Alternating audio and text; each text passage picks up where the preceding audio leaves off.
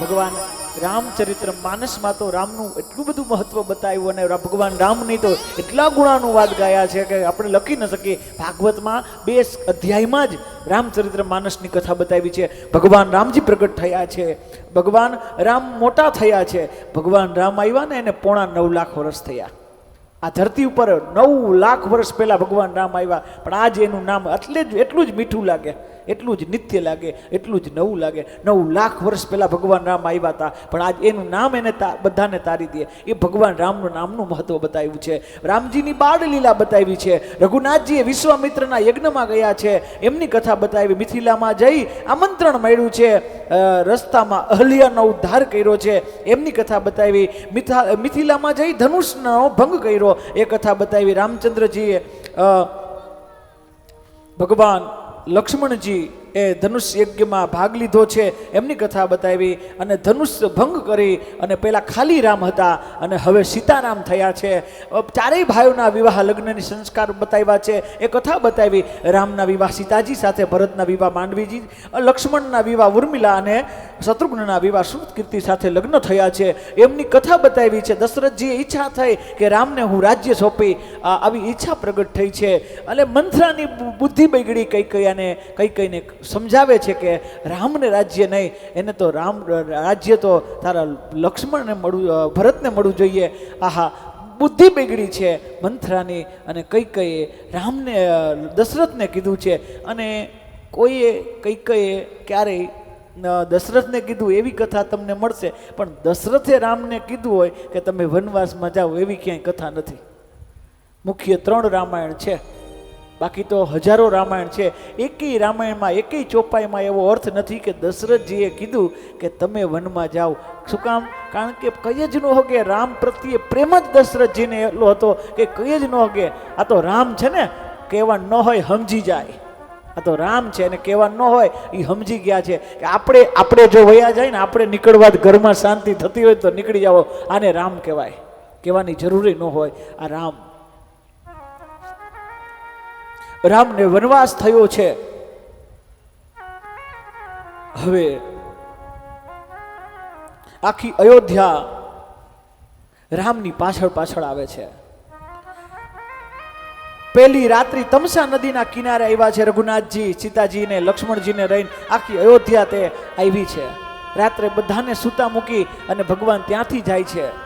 બીજી રાત્રિ શૃંગવેરપુરમાં ગંગા કિનારે કેવટના ભાવનો પ્રસંગ છે, કેવટની પ્રેમ પ્રસંગ છે, એનો સ્વીકાર કર્યો છે ભગવાન રઘુનાથે. કેવટ છે ભગવાનનું ભગત છે. ધોવા દ્યો રઘુરાય, શક મને પડ્યો છે મનમાં, તમારા પગ ધોવા દ્યો રઘુરાજ. આહા, આ કેવટનો પ્રસંગ ભક્તિ અને ભગવાનનો એવો પ્રસંગ છે ને. ભગત કેવો હોય એને જાણવું હોય તો કેવટ જેવો હોય. આ કેવટ ભગવાન એમ કહે છે કે તમને એમને તો મારી નાવમાં નહીં ચડવા દઉં. તો કેમ? તો કે થોડીક વાર પહેલા જ, થોડાક દિવસ પહેલા જ અમે તમારા ચરણની રજનો મહિમા જાણ્યો છે, એટલે તમે મારી નાવ ઉપર, કારણ કે મારી આજીવિકા છે. તમે જે પથ્થરને અડો છો ને, તમારી ચરણની રજ, એ પથ્થર એ નારી બની જાય છે, સ્ત્રી બની જાય છે. અને મારે તો આ અમારો ભરણ પોષણ કરવાનો એક રસ્તો છે, આનાથી અમારું ઘર ગુજરાન ચાલે છે. અને તમે આમાં પગ મૂકો અને આ નાવ છે એ નારી બની જાય, તો એક તો પહેલેથી જાજા માણસો છે ને પછી વધારે તો એનું ભરણ પોષણ કેમ કરશું? એટલે એમનો હાલે. તમારા ચરણના રજમાં કાંઈક તાકાત છે, પેલા અમે એને ધોઈ નાખીએ. વ્રજ તમારી કામણ ગારી, મારી નાવ નારી બની જાયજી. વ્રજ તમારી કામણ ગારી, મારી નાવ નારી બની જાયજી. તો અમારા રંક જનની જોને આજીવિકા પડી જાય, પગ મને ધોવા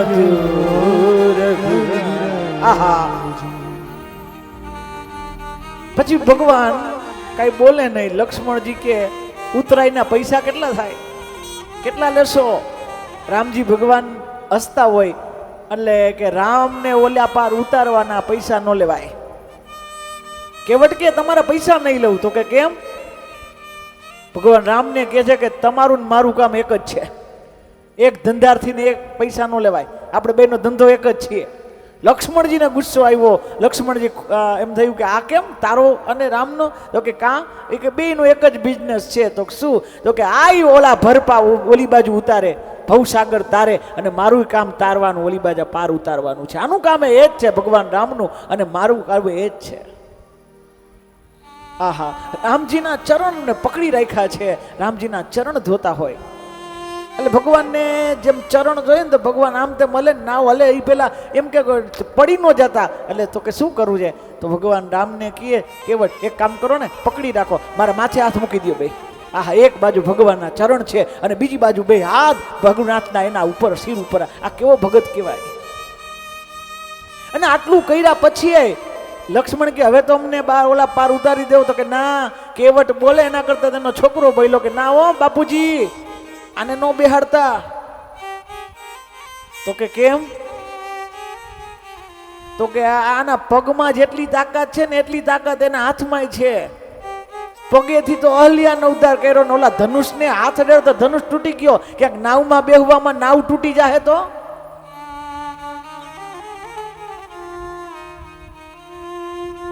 ભગવાને પણ વિચાર કર્યો કેવી ભક્તિ છે આનામાં. આ કેવટનો પ્રસંગ છે. કેવટની ભક્તિનો સ્વીકાર કર્યો ભગવાન રઘુનાથે. અલગ અલગ ઋષિઓને પ્રણામ કરતા રામજી ચિત્રકૂટ પધાર્યા છે. દશરથજી રામના વિયોગમાં દેહ છોડ્યો છે. ભરતજી ચિત્રકૂટ જઈને રામજીને મનાવવા આવ્યા. આખી રાત્રિ જેમ યુદ્ધ ચાલે એમ સમજણનું યુદ્ધ ચાલ્યું છે.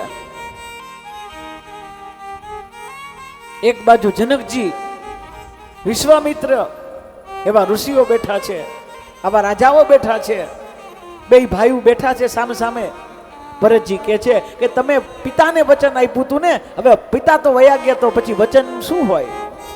જેને વચન આપ્યું એ જતા રહ્યા છે. હવે હું તમને ભાઈ એમ કહું છું, આ રાજા હું છો, હવે મારે તમને રાજ સોંપવું છે. તમે એમ કીધું ને કે ભરત તું રાજા, હવે હું એક રાજા, હું તમને કહું તમે રાજ્ય કરો, મારે તમારું રાજ્ય ન જોઈએ.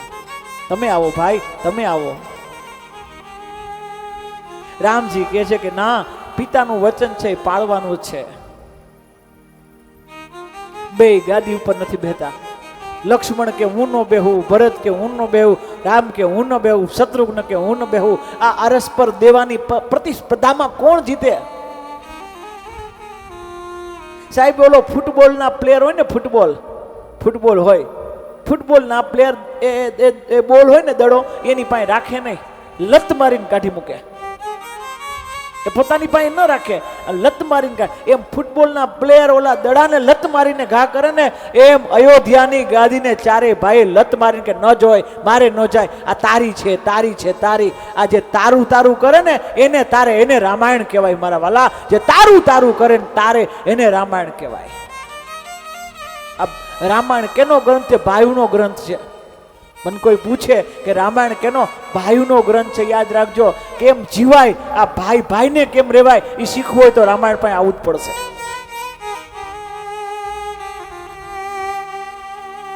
અત્યાર તો શેઠા વાટે નાની એવી દિવાલ આડી ગઈ હોય, એકાદો ફૂટ ભાઈમાં જગ્યા વધારે વહી ગયો, તે કોટે ચડીએ ધારિયા ઉલારે.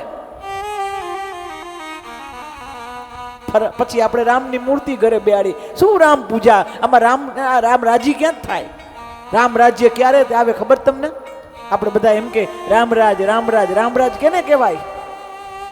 અરે દીકરીને આપણે હાહરે વરાવી અને 4-5 એસી હોય, છોકરીને કામ ન કરવાનું હોય, કામવાળા કામ કરે, છોકરી ખાટલેથી પાટલે પાટલેથી ખાટલે બેઠી હોય ને, એટલે એની માં એમ કે અમારી દીકરીને રામરાજ છે. આને રામરાજ ન કહેવાય. કાંઈ ન કરવું પડે એને રામરાજ ન કહેવાય. રામરાજ કેને કહેવાય? આખો કેળવાયેલો સમાજ હોય મારા વાલા, બધાય પોત પોતાની જવાબદારી ઉપાડે ને, આને રામરાજ કહેવાય. જેને ચીંધવાનું ન હોય, વગર ચીંધે કરે, એને રામરાજ કહેવાય.